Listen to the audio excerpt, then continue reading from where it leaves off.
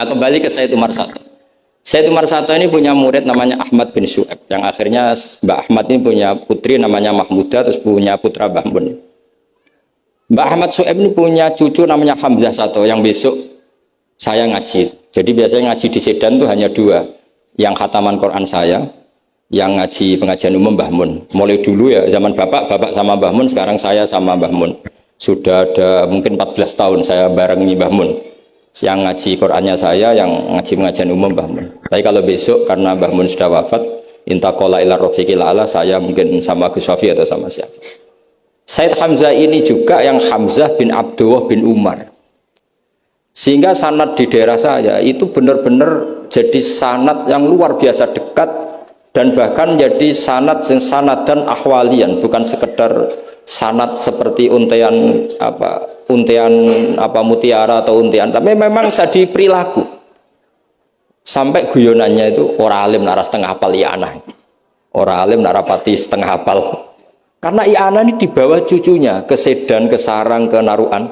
Bahkan Said Hamzah itu sering tidur di rumah saya dulu, karena ya temannya buyut saya, temannya buyutnya Gus Akhwas, temannya, karena Hamzah itu bin Abdullah bin Umar. Said Umar ini kakaknya sekaligus gurunya Said Abi Bakar Sato Sohibul I'anah.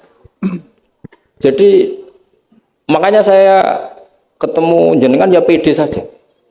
Buyut-buyutku koncone sing ngarang kitab.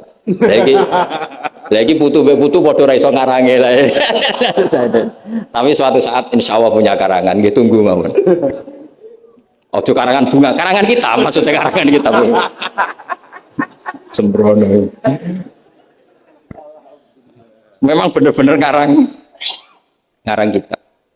Nah, kenapa ilmu itu butuh digugat? Kalau ndak ya habis kita.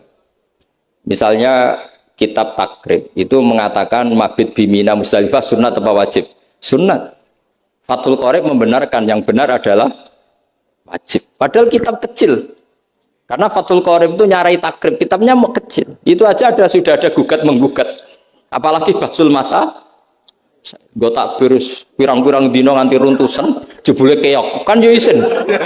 Ya, cara saya emang harus ngeyel itu satu-satunya acara ini kan harga diri. Apalagi di daerah santri ini kan isin gitu. Oh isin polis. Lah musuhnya yang bijak adalah yang memutuskan mauquf. Makanya kalau musuhnya bilang mauquf, kemungkinannya dua. Kalau nggak bijak ya panjang ra paham. Karena masalahnya mustabih, kayak iya kayak tidak, nggak apa-apa, nggak paham itu bagus loh. Kalau memang masalah itu sulit, bagus nggak paham. Kalau sulit kok memaksa paham, ya bo paham. Saya punya sekian contoh ya perdebatan ulama. Saya punya kitab namanya itu Al-Ghiyasi fil Tithamid Zulam, karangannya Imam Haromen. Saya juga punya kitab Nihayatul Matlab fi Dirayatul Madzhab. Saya juga punya kitab disertasi doktor profesor cucunya masih keluarganya Syekh yang di Syria, namanya Adib. Niku nulis disertasi doktoral tentang Imam Haromen. Itu luar biasa. Ternyata saya cek isinya Ihya sama Imam Haromen fil fikih, tentu fil fikih, karena selain fikih Imam Ghazali itu tidak nginduk Imam Haromen. Sudah saya katakan tadi, fit tasawuf nginduk Kutil Qulub, fi manaqibil akhyar nginduk kitab apa? Hilyatul Aulia. Dan memang kitab itu harus nginduk supaya muttabi. Itu misalnya fikih begini, pertanyaannya fikih begini. Lauto bakot dunya al haramu. Lalu kita gimana? Semua dunia ini haram. Lalu orang Islam harus bagaimana? Pilihannya hanya dua. Kamu makan berarti memakan barang haram. Atau tidak makan, kemudian makanan itu dipakai taqawi ahlil fiski atau taqawil fusak li fiski. Itu debat. Sampai saya saking lamanya belajar, sampai saya sholat hajat ingin paham. Dan akhirnya paham. Dan ini karena ini lembaga Basul Masail, silakan Anda uji pendapat saya. Anda boleh tidak cocok, tapi kualat, mesti tak jamin kualat. Karena mikir saya sudah lama dan sudah saya konsultasikan sama Allah lewat istikharah. Sampai dadakan gugat, oh mesti kualat. Nah kalau nggak kualat berarti podo elit, podo alime lah gitu kira-kira. Enggak, misalnya gini, saya misalnya ini contoh. Zaid itu fasek. Fasek punya uang 1 juta. Saya ulang lagi, Zaid itu fasek punya uang 1 juta. Delalah pas ketemu Gus Kausar karena melihat wajhul alim itu barokah. Delalah itu. Kepikiran ngekekno duit nih Gus Kausar. Gus, uang ini untuk jenengan. Loh, saya berkali-kali dikasih orang fasik. Memang khasnya orang alim itu menarik. Agar kira menarik berarti taqabbalallahu minna itu. Saya sering ketemu orang, loh betul.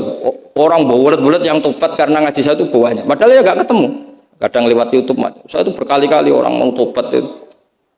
Jadi kalau orang kok dengar suara orang alim tidak tobat itu ya masalah. Yang masalah yang alim itu. Ya agak masalah itu, memang agak masalah. Banyak yang tobat. Saya cerita ini bukan cerita tentang saya, tentang barokatul ilm. Jadi ini bukan urusan ujub takabur, tapi tentang barokatul ilm. Kayak tadi saya cerita barokahnya Gus Dah. Akhirnya Gus Kausar yang dapat ning Jasil. Yang ngaji abahnya, Yang panen saya. yang panen Gus Kausar. Semoga nanti diwales. Nanti yang kangelan ini yang panen anak, tapi ya gak apa-apa. Semua anak itu gak apa-apa.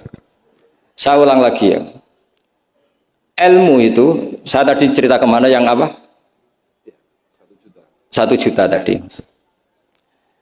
Gus Kausar karena sufi, sufi latihan, masih coro wali, masih amatir. Milih dan nerima. Wah enggak, saya ini Gus, saya ini orang bersih, nggak mau nerima uang dari orang fasik. Kemudian si fasik ini potensinya. Ya wes, tak kayak ora gelem, tak nggo demenan meneh, tak nggo judi meneh, atau tak nggo medok meneh. Tapi kalau gelem, bisa saja orang ngomong gini, kiai ketemu wong fasik gerduwe ya gelem. Potensinya ini kan, lah ini wajib mauquf, kalau seperti ini wajib mauquf. Wajib mauquf ini. Kalau nggak mauquf bahaya. Wajib mauquf kan? Karena kalau nerima ternyata kiai itu sang gerduwe kaum fasik lah, gelem. Tapi kalau tidak menerima kemudian hadzal zalim yasta'inu bihadzal mal li fi'lil haram. Salah kamu kan? Andai kan kamu terima kan dia tidak punya perangkat untuk beli khomer misalnya beli wedoan. Ini bisa saya beli wedok katanya, nggak tahu saya maksudnya.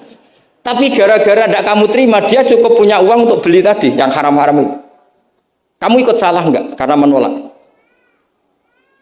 Tapi ketika kamu menerima kemudian orang alim tercemarkan, wong alim gampang kayak duit menang. Ayo milih mana? Ayo silakan dimulai basul masailnya.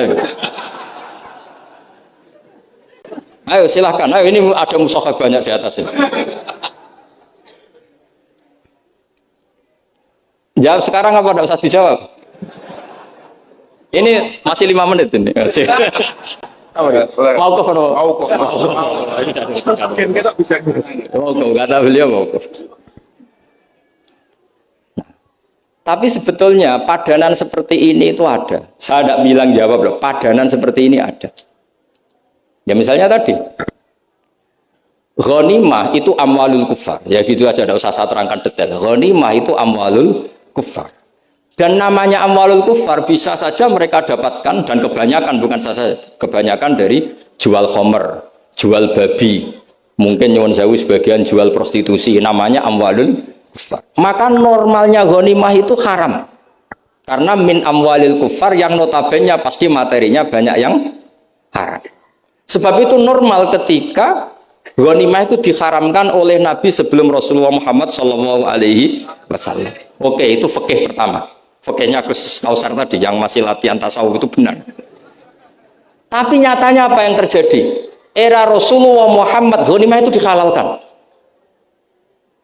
Karena kalau itu dikembalikan ke mereka, pasti yasta'inu nabiha alal ma'asi. Pasti dipakai perangkat maksiat. Makanya ini clear mau